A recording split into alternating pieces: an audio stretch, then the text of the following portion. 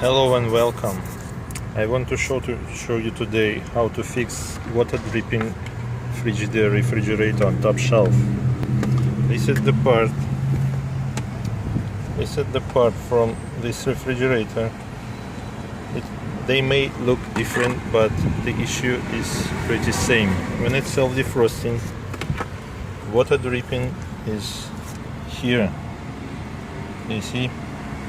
And we must seal this gap to prevent leaking. Sometimes this is clogged.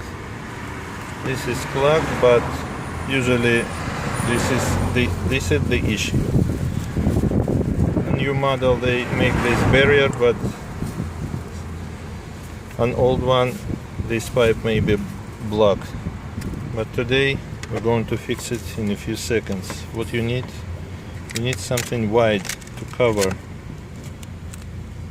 like this. Here is duct tape.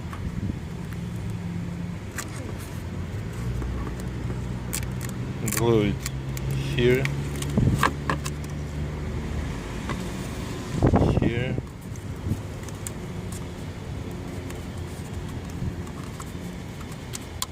here, here, like this, like that, and that's it.